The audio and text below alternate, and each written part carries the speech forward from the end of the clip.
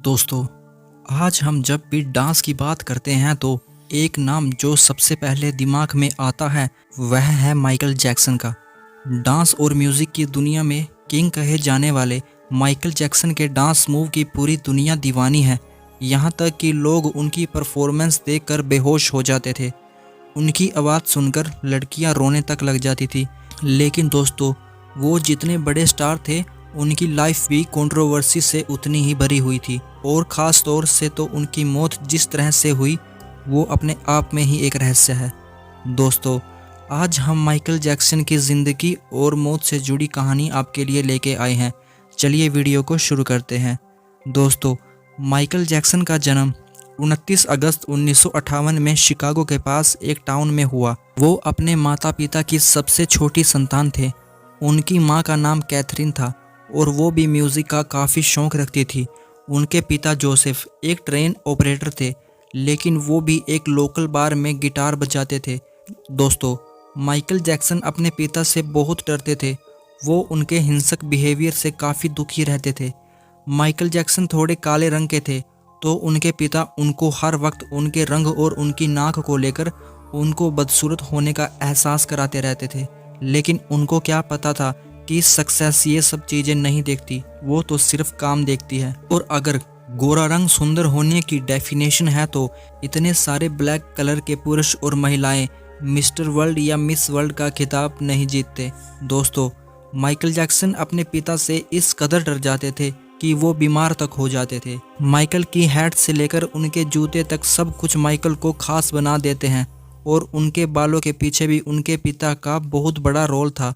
दरअसल अपने पिता की बात सुनने के बाद जैक्सन काफ़ी कॉम्प्लेक्स फील करते थे। यहाँ तक कि वह लोगों से नज़रें मिलाकर भी बात नहीं करते थे। इस वजह से हैट लगाते थे ताकि उनका चेहरा कम से कम दिखाई दे। माइकल डांस करते टाइम अपने शरीर को बिना किसी सहारे के 45 डिग्री आगे की तरफ ले जाते थे। ऐसा करना कोई चमत्कार नहीं, बल्कि इस स्टेप को करने के लिए उन्होंने अपने लिए खास तरह के जूते बनवाए, और बाद में उन्होंने उस डांस मूव और जूते दोनों को अपने नाम पेटेंट करवा लिया ताकि कोई भी उनके स्टेप और जूते का इस्तेमाल ना कर सके। दोस्तों, उनके पास बेहिसाब दौलत थी, पर उन्हें जिस चीज़ का सबसे बड़ा लालच था वह थी उनकी ज़िंदगी।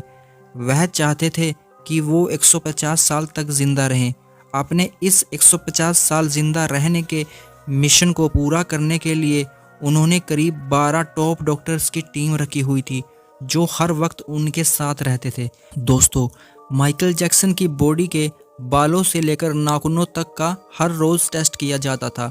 यही नहीं, वो जो खाना खाते थे उसको पहले लैब में टेस्ट किया जाता था, और इसके लिए उन्होंने लैब अपने घर पर ही बनवा रखी थी। दोस्तों, वो हर रोज़ रात को ऑक्सीजन वाले बेड पर सोते थे। उनका मानना था कि ऐसा करने से उनकी उम्र बढ़ जाएगी, और साइंस भी ऐसा कहती है कि अगर आप ऑक्सीजन का इस्तेमाल हर रोज़ 2 घंटे तक भी करते हैं तो आपकी लाइफ कुछ साल तक बढ़ सकती है। आखिर इस बात में कितनी सच्चाई है ये तो हमें नहीं पता, पर माइकल जैक्सन हर रात को ऑक्सीजन वाले चैम्बर में सोते थे। आपको जानकर हैरानी होगी कि उन्होंने अपने लिए दर्जन भर ऑर्गन डोनर्स को जॉब पर रखा हुआ था कि अगर कभी उनका कोई ऑर्गन खराब हो जाए तो वो डोनर उन्हें वो ऑर्गन दे सके, और इसके लिए वो उन डोनर्स को हर महीने सैलरी भी देते थे।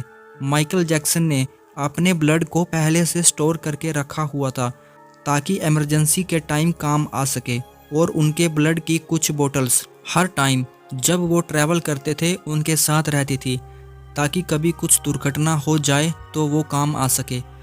लेकिन उनकी ये सभी तैयारियां किसी काम ना आ सकी, और वो 50 साल की उम्र में ही 25 जून 2009 को इस दुनिया को छोड़कर चले गए।